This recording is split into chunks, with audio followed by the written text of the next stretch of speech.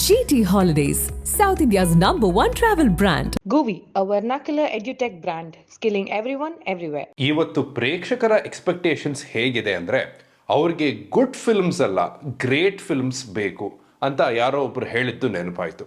ನಮಸ್ಕಾರ, ಇದು ಗಲಾಟಾ ಪ್ಲಸ್. ನಾನು ಕಾಯಂ ಭಾಷೆ ಅಂಡ್ ಇವತ್ತಿನ ಚಿತ್ರ ಅರುಣಾ ಅವರ KTM. ಕಾರ್ತಿಕ್ ಮೂಲ ಉಡುಪಿಯವನು, ಓದಿನಲ್ಲಿ ಟಾಪರ್.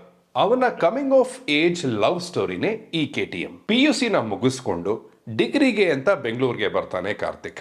ಬೆಂಗಳೂರಿನಲ್ಲಿ ಒಂದು ದೊಡ್ಡ ಲಾಸ್ ಅನ್ನ, ಒಂದು ದೊಡ್ಡ ಫೇಲ್ಯೂರ್ನ ಅನುಭವಿಸ್ತಾನೆ ಅವನು. ಫೇಲ್ಯೂರ್ಸ್ ಬಗ್ಗೆ, ವ್ಯಸನಗಳ ಬಗ್ಗೆ ಮಾತಾಡಿದ್ದಾರೆ ಈ ಚಿತ್ರದಲ್ಲಿ. ಒಂದು ಪ್ರೇಮಂ ಅಂಡ್ ಅರ್ಜುನ್ ರೆಡ್ಡಿ ಮಿಕ್ಸ್ ಆದ ಝೋನ್ನಲ್ಲಿ. ಮುಖ್ಯ ಪಾತ್ರಗಳು, ಲೊಕೇಶನ್ಸ್, ಕೆಲವು ಹಾಡುಗಳು, ಒಂದು ತುಂಬಾ ಮುಖ್ಯವಾದ ದೃಶ್ಯ, ಇವೆಲ್ಲವೂ ನನಗೆ ಪ್ರೇಮಂ ಚಿತ್ರವನ್ನ ತುಂಬಾನೇ ನೆನಪು ಮಾಡಿದ್ವು. ಕಥೆ ಫ್ಲಾಶ್ ಬ್ಯಾಕ್ ಪ್ರೆಸೆಂಟ್ ಅಂತ ಮುಂದಕ್ಕೆ ಹಿಂದಕ್ಕೆ ಹೋಗಿ ಬರ್ತಾ ಇರುತ್ತೆ. ಆ ಎಡಿಟ್ ಚಾಯ್ಸ್ ಆಗಲಿ ಅಥವಾ ಮುಖ್ಯ ಪಾತ್ರಗಳಲ್ಲಿ ನಟಿಸಿರೋರ ನಟನೆಯಲ್ಲಿದ್ದ ಕಾನ್ಫಿಡೆನ್ಸ್ ಆಗಲಿ, ಸ್ಯಾಡ್ಲಿ ಇದು ಯಾವುದಕ್ಕೂ ಬರವಣಿಗೆಯಲ್ಲಿದ್ದ ಲೋಪಗಳನ್ನ, ಸಾಧಾರಣತನವನ್ನ ಮುಚ್ಚಲಿಕ್ಕೆ ಆಗಲಿಲ್ಲ.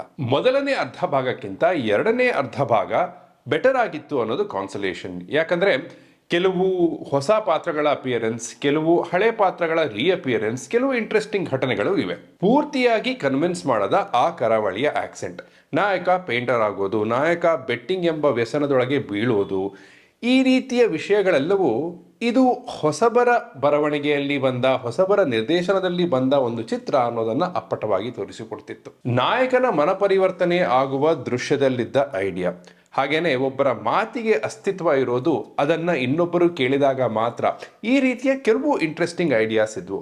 ಅದೇ ರೀತಿಯ ಐಡಿಯಾಸ್ ಅನ್ನ, ಅದೇ ರೀತಿಯ ಬರವಣಿಗೆಯನ್ನ ಪೂರ್ತಿ ಚಿತ್ರದಲ್ಲಿ ಪ್ರೆಸೆಂಟ್ ಮಾಡಿದ್ರೆ ಚೆನ್ನಾಗಿರ್ತಿತ್ತು. ಚೇತನ್ ರಾವ್ ಅವರ ಹಾಡುಗಳಲ್ಲಿ 3 ಹಾಡುಗಳು ಚಿತ್ರ ಜೊತೆ ಕೇಳಿದಾಗ ಚೆನ್ನಾಗಿದ್ವು. ಒಟ್ನಲ್ಲಿ ಈ ಕಮಿಂಗ್ ಆಫ್ ಏಜ್ ಲವ್ ಸ್ಟೋರಿಗೆ KTM ಅಂತ ಹೆಸರು ಯಾಕಿಟ್ರು ಅನ್ನೋದನ್ನ ತಿಳ್ಕೊಳ್ಳೋ ಕುತೂಹಲ ನಿಮಗಿದ್ರೆ ನೀವು ಈ ಚಿತ್ರವನ್ನ ಖಂಡಿತ.